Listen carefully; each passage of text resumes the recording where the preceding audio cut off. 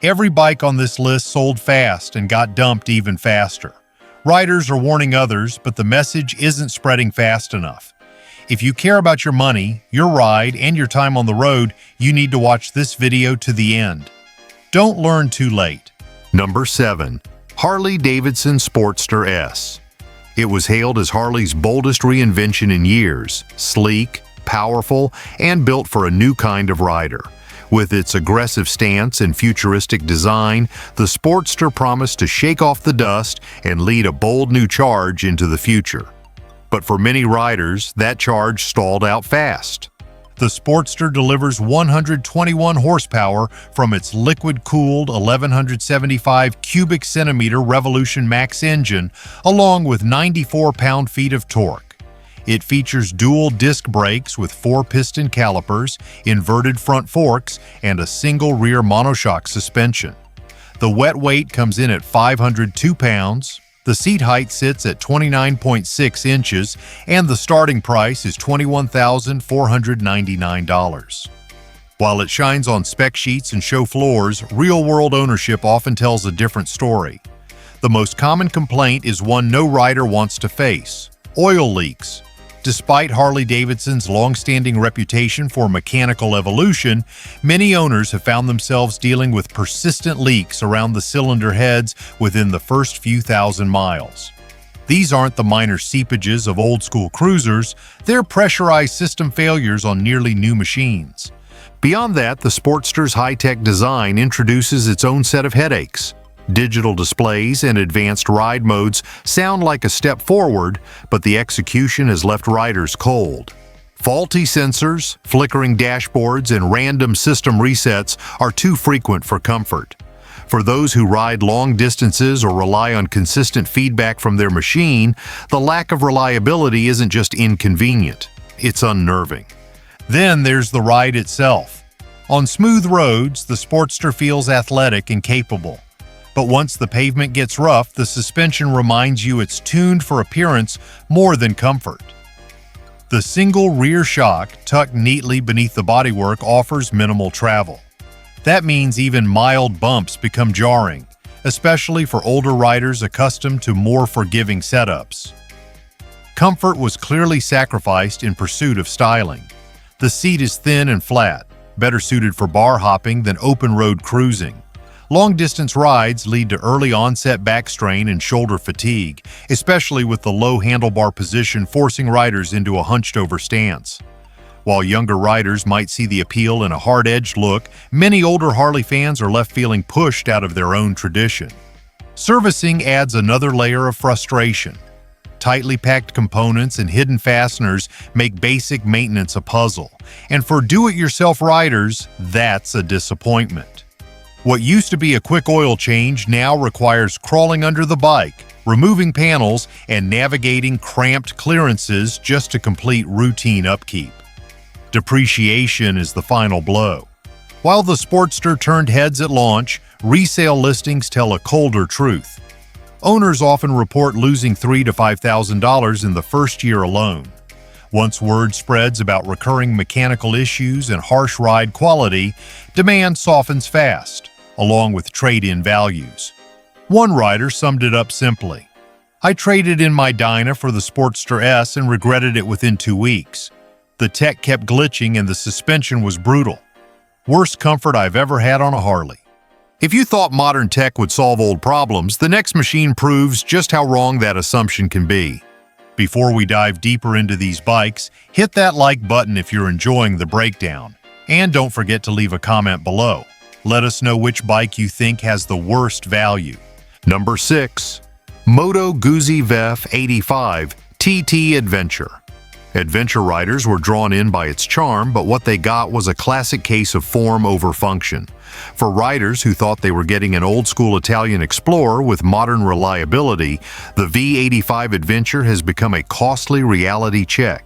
It looks rugged, rides romantic, and feels nostalgic.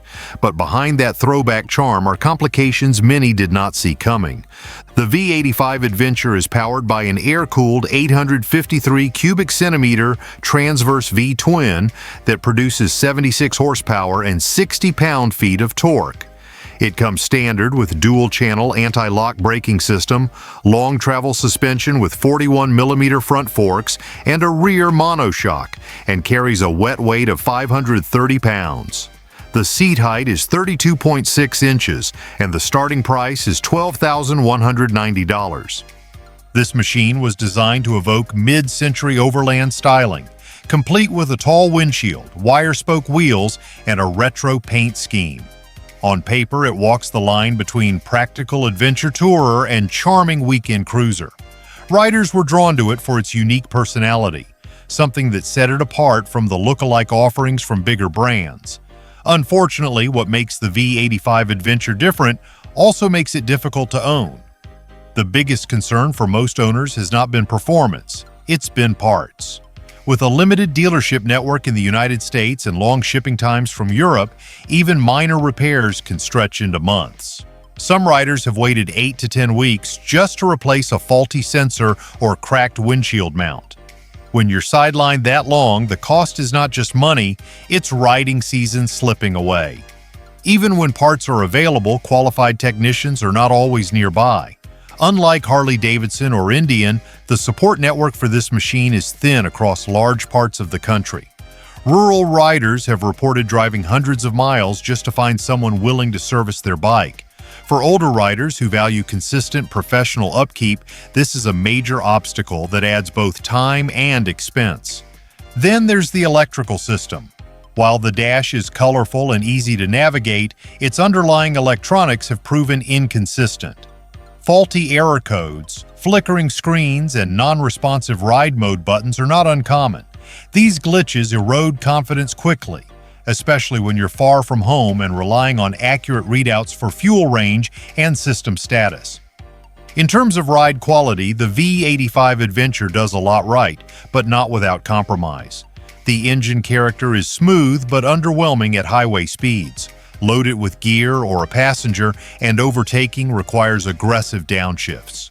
The bike is happiest in the 50 to 60 mile/hour range, but that limits its appeal for riders looking to cover serious interstate miles.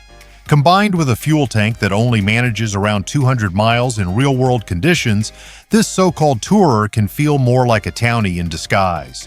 Resale value has also started to suffer. With reliability concerns circulating through owner forums and long-term reviews, buyers have grown cautious. Private sale listings show values dropping faster than many Japanese or American competitors. For a brand built on history, that kind of depreciation undermines the very legacy it trades on. And for some riders, that reality hit hard. I was drawn in by the look, but after 2 months waiting for a clutch sensor, I gave up and sold it at a $3,000 loss. Never again. Italian soul meets American frustration, but what comes next runs hotter, rides harsher, and costs even more to keep alive. Don't let your gear slow you down. We dropped links to trusted, no BS riding gear below. Skip the hype. Ride smart. Number 5. Ducati Davel 1260S. On the surface, it's Italian muscle at its finest, but living with it is a different story entirely. With its wide stance, sculpted tank, and Italian muscle bike presence, the Davel draws attention before the key ever turns. Riders buy it for style, prestige, and performance, but far too many find themselves stuck with a machine that costs more to maintain than to enjoy. The Davel is powered by a 1,262 cubic centimeter Testastretta V-twin engine that produces 157 horsepower and 95 pound-feet of torque. It comes equipped with a dual-disc front and single-disc rear braking system with cornering anti-lock braking system, fully adjustable suspension including a front 48mm inverted fork and a rear monoshock, and carries a wet weight of 536 pounds.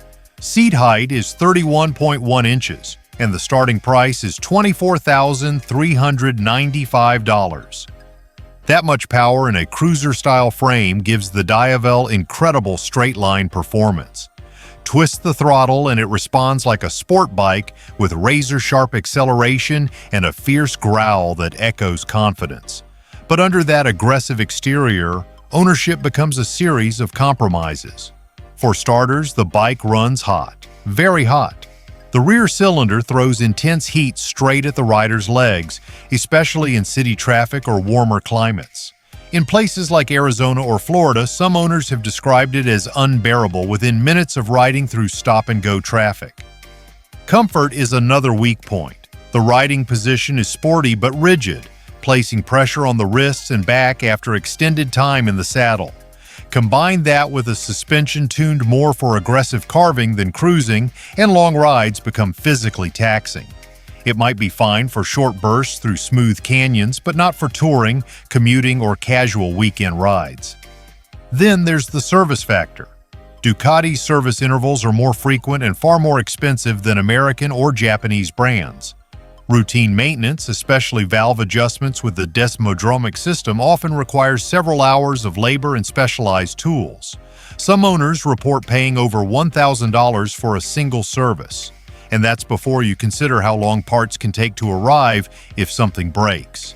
Even basic repairs like clutch adjustments or electronic diagnostics often require visits to certified dealerships, which are few and far between in many parts of the country. Technology adds another layer of frustration. While the Davel boasts advanced electronics like ride modes, traction control, and throttle-by-wire, many owners have reported issues with the dashboard freezing, error codes appearing without cause, and inconsistent throttle behavior during takeoff. These issues might be manageable on a track bike, but not on a cruiser where riders expect a more refined, predictable experience. Finally, the resale value hits hard. For a bike that starts well over $24,000, used models are frequently listed at a loss of $5,000 to $7,000 within the first year. With a reputation for expensive maintenance, heat management issues, and an unforgiving ride, secondhand buyers often steer clear, forcing sellers to take steep cuts just to move the bike. One owner put it bluntly, "That bike was art, but it roasted my leg and drained my wallet. $1,200 for a service and parts back ordered for weeks. Beautiful nightmare."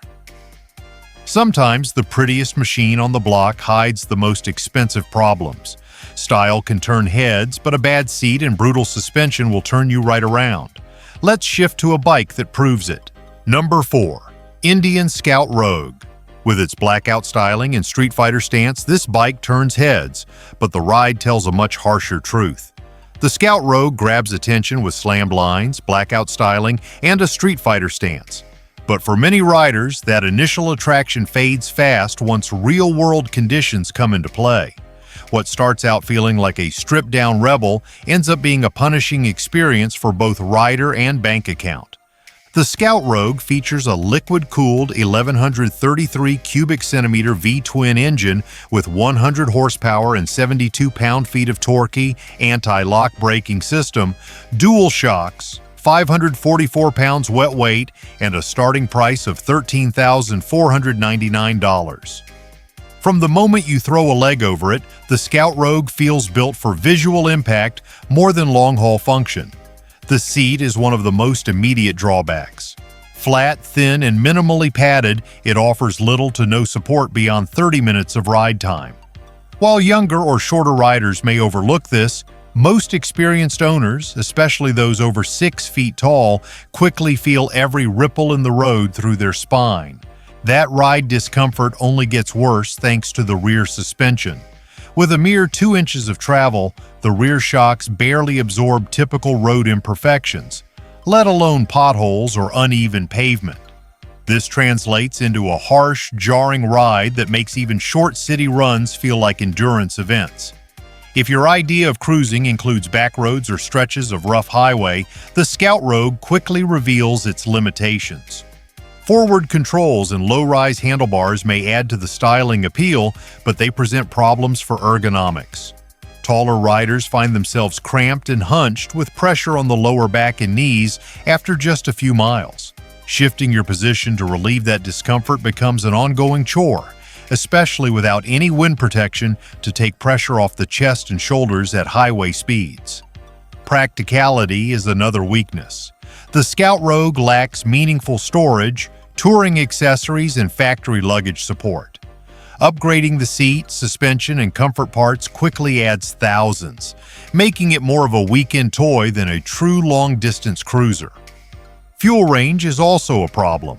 With a small tank and a real-world fuel economy that dips in spirited riding, many riders report stopping for gas every 120 to 130 miles.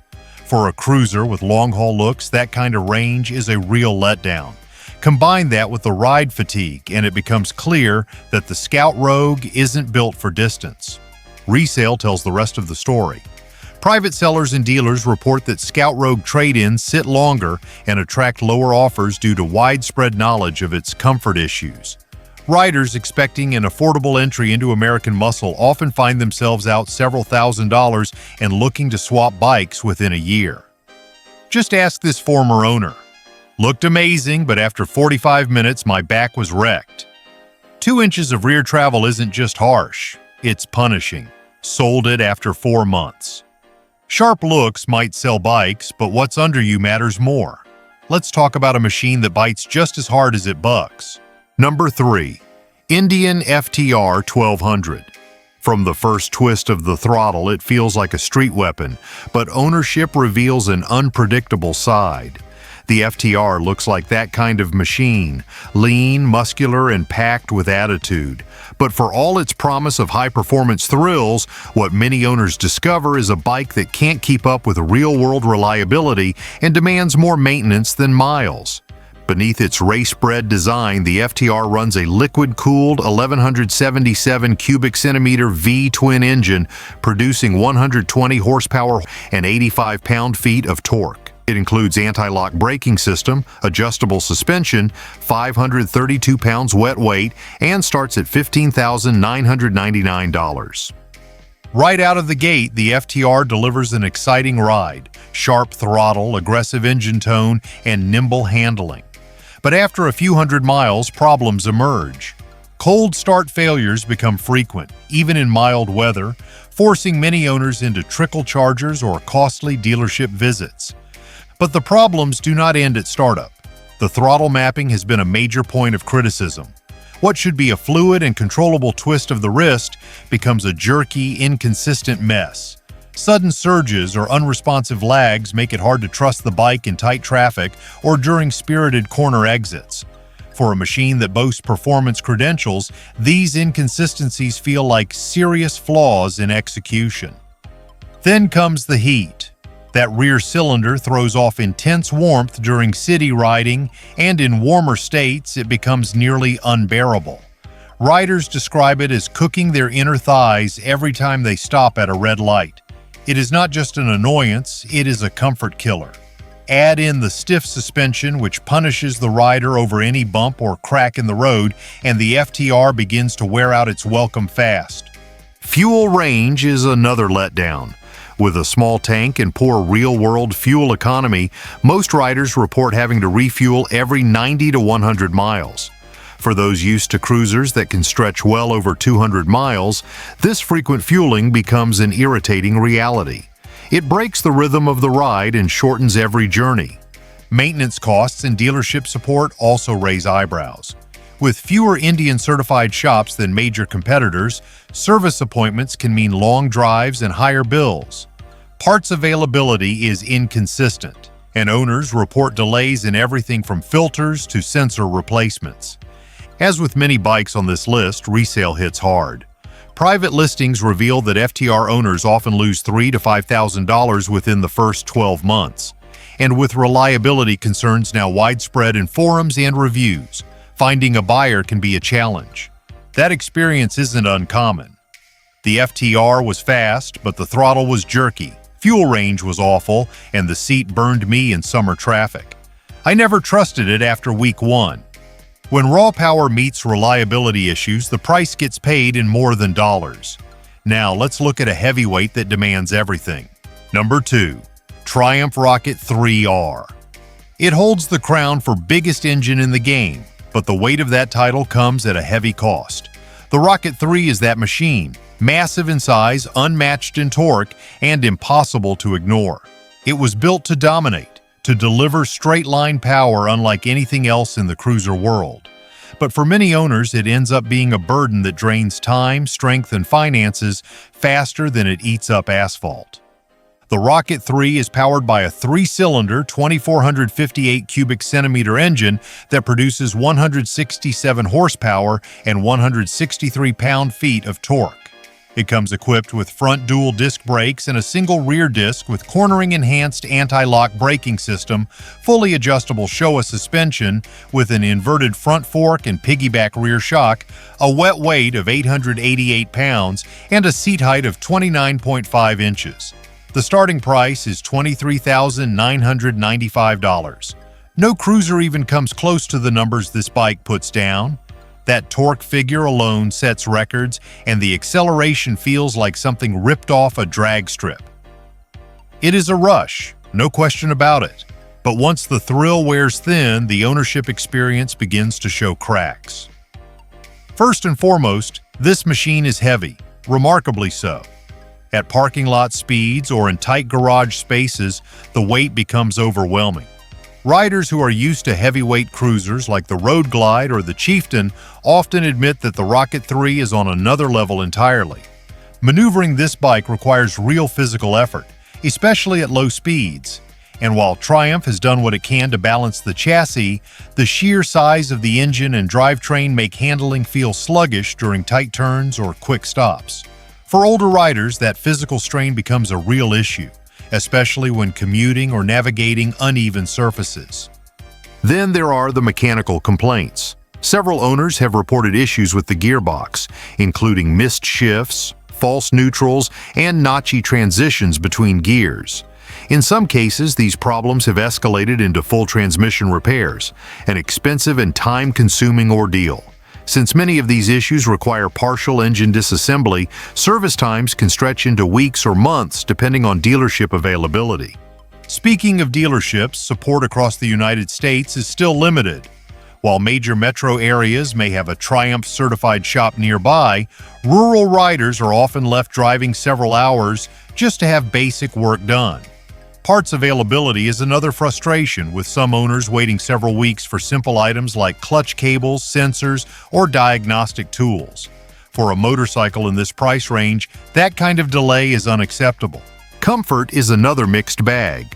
While the ride is smoother than expected for a machine of this size, the rider triangle places strain on the lower back during long hauls. Combined with the forward foot controls and slightly firm seat, fatigue sets in quickly, especially on interstate rides or extended highway cruising. Resale has not fared well either. Because of its niche appeal and high entry price, used models drop value rapidly. Riders frequently report losses between $3,000 and $5,000 in the first year. Combine that with long-term service costs, and the Rocket 3 becomes a luxury muscle cruiser that demands more than it gives back. One rider described it this way: "The torque was insane, but it was too heavy for my age. Back pain, transmission clunks, and zero resale support. Should have stuck with my Road Glide." Massive torque may move mountains, but it won't move this next bike off showroom floors fast enough to avoid a brutal resale hit. If you've made it this far, you know this isn't just about bikes, it's about protecting your ride and your wallet. Hit that subscribe button now so you never miss a breakdown that could save you thousands next season. Number 1. HarleyDavidson Sport Glide. It promised to be the ultimate crossover. Part cruiser, part tourer, but instead left riders stuck somewhere in the middle. The Sport Glide was marketed as the perfect do-it-all cruiser. Part touring machine, part stripped-down hot rod. For many loyal riders, it seemed like the ultimate compromise between performance, comfort, and everyday usability. But over time, that balance tipped heavily toward frustration. The Sport Glide is powered by a Milwaukee 8 107 engine, displacing 1,746 cubic centimeters and producing 86 horsepower and 110 pound-feet of torque. It features dual front disc brakes with standard anti-lock braking system, inverted front forks with single cartridge damping and a hidden rear monoshock suspension, carries a wet weight of 734 pounds and offers a seat height of 26.5 inches.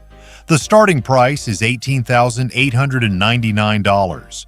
At first glance, the Sport Glide seems like a home run. It comes equipped with quick detached saddlebags, a removable front fairing, and a sleek profile that's just as comfortable in town as it is on the highway. For riders looking to split their time between weekend touring and weekday commuting, it promises flexibility. Unfortunately, that promise starts to fall apart once the miles add up. One of the most common complaints centers on the suspension. While it may look sophisticated on paper, the ride quality leaves a lot to be desired. The rear monoshock, hidden for style, lacks the adjustability and comfort that long-distance riders expect. On rough roads or uneven highways, the Sport Glide quickly turns from smooth cruiser to stiff, unforgiving punishment. Many owners find themselves upgrading the suspension within the first few months just to make the bike tolerable. Then there's the front fairing. While it adds visual appeal, it provides minimal wind protection in practice.